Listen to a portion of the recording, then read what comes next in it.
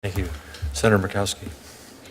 Thank you, Senator Coates. And Secretary, welcome. I apologize I wasn't here for the full hearing. And I will make my comments quick, hopefully, and we'll get out of here to the vote. And I don't know whether you have to stay until we get back or not, but let me go very, very quickly. I was up in Alaska this past weekend, and all of the news was centered around one of our state House representatives, Representative Sharon Cisna, a woman that I have served with, a woman who has undergone breast cancer and had a mastectomy, and you don't need to know her personal history, but her personal history is now part of the discussion in Alaska because she was subjected to what she felt was a very intrusive pat-down coming back from Seattle to go to work in Juneau after her medical appointments. And apparently the full-body scanners detected some scars, and apparently Representative Cisna is not the only individual where scars from medical procedures are picked up, and the individual is subjected to what is described as a very intrusive pat-down. She had made the determination that she was not going to put herself through this again. She had done it once, and as a consequence, this individual, in order to get back to work, drove a car, took a small airplane, went through Canada, and eventually got onto the ferry. It took her 4 days to get from Seattle to Juneau. Our state's capital is on an island in Alaska. We can't get anywhere without flying. I have sent a letter to the administrator of the TSA asking him for clarification as to what the process will be for those that have had medical procedures, those that have prosthetics, that go through this screening process where they are subjected to enhanced pat-downs, and the intrusion on their dignity is such that they're making choices like Representative Cisna did to not fly. In my state, as you know, that's a pretty difficult decision to make. I haven't heard anything back from the administrator about this yet, but it is an issue that as we work to protect the safety of all Americans and the safety of our skies, the safety of our nation, there is that balancing between how we ensure for that and how we ensure for an individual's privacy and dignity. I wanted to make sure that you were fully aware of this because this is an issue that has taken on a life beyond its own. And I don't know whether you have an answer for me today in terms of what those protocols may be, but it is something that I believe the issue will not die down until there is a better resolve than what we saw happen, at least with one particular constituent in the Seattle airport. Madam Secretary, if I could, just in the interest of time here, I'm going to pass the gavel to my colleague. Okay. And let you answer her. I think by the time Senator Murkowski's done, the chairman will be back. I just got to know she's returning. So if there's a little break, we'll just take a temporary recess. Fair enough. All right. So, Thank you. I can chair the committee if you want. Just kidding. All right. First of all, Senator, we will look into this particular matter. It strikes me as a highly unique one, but we will... I'm told it's not, and that's why... Well, we will find out. So I think it is important. We will find out. Good. Because I will share with you that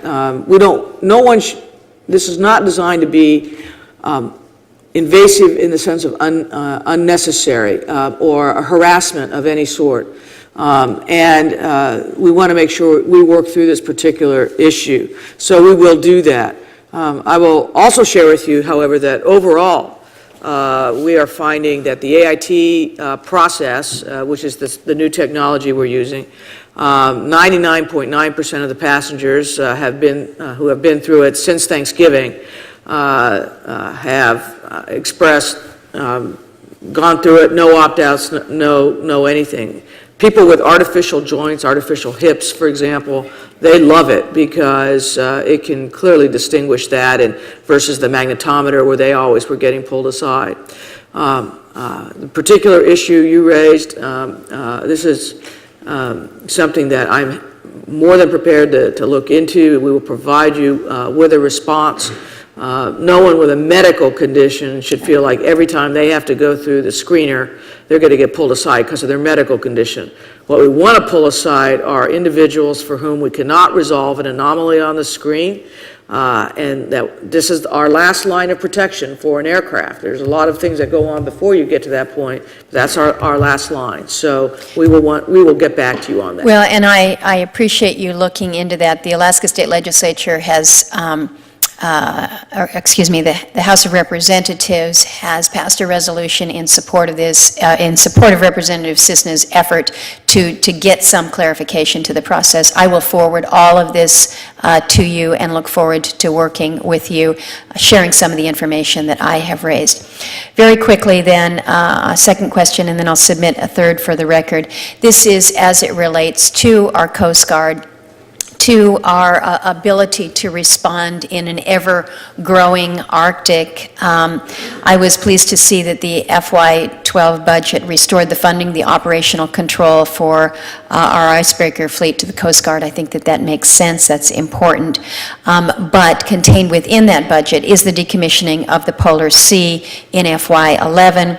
It provides for completion for the maintenance of the Polar Star, but that won't be complete until 2013. So we've got a situation here where, at least for the next couple of years, we have the Healy out there in the waters, but we don't have any polar class icebreakers.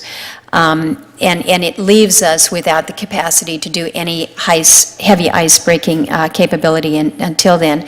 So the question to you is with the fact that the Coast Guard will only have one heavy icebreaker once the Polar Star once the Polar Sea is down and the Polar Star is up, what are the department's plans? What are the Coast Guard's plans for the future of this country's heavy ice-breaking fleet? If you can give me the status of the Coast Guard's high latitude study and when you might expect that might be available for release to us here in the Congress. Indeed. First of all, my understanding is the Healy, which is a medium-sized cutter, will remain operational in 11-12. Right. The problem is you have the Star and the Polar Star and the Polar Sea, both of which are old vessels and need to be have heavy maintenance. And so you have this, looks like a bare period in FY12. Right. Our plan is during that period to lease a heavy icebreaker to take their place. Who do we lease from? Do we know? There are at least 2 countries that we can lease from. I would prefer to give that to you in writing, or not in writing, but not in an open session. But we have identified at least 2 countries that we could lease from during that FY12 period. Now, we have, as you said in your question, you got the funding for operational control up there, $39 million moved over to the Coast Guard. That is where it should go. We also have in the FY12 budget a sum set aside for an Arctic study. One of the things this country really needs is to really look at the Arctic and what is necessary to protect U.S. interests there. So that is in the Coast Guard budget as well. With respect to the work, and you want to know when the other study would be finished, let me check with the Commandant and we will get you the date. I appreciate that, and I appreciate the information on what we do to fill the gap here with the heavy icebreaker. I do hope that we're not moving in a direction where we view that as our option to lease basically commercially. I think we need to remember that we are an Arctic nation. The United States is an Arctic nation, and the fact that we have just barely 1.5 icebreakers, if you will, when you think about the medium and the heavy. It is a situation where we look to our ability to respond as an Arctic nation, whether it's the level of shipping traffic that we're seeing going on up north, the level of of exploration activity that may be at hand. We've got cruise ships going back and forth up in the Arctic right now. We are woefully unprepared, I believe, at this point in time. So I'd love to discuss the kind of the future of where we go and how we build this out so that we're able to respond as necessary. But again, we're behaving as an Arctic nation and assuming that international role that I think we should as a nation. I couldn't agree more. Thank you, Madam Secretary. And I guess we are at ease until Senator Landrieu comes back. Thank you, Senator.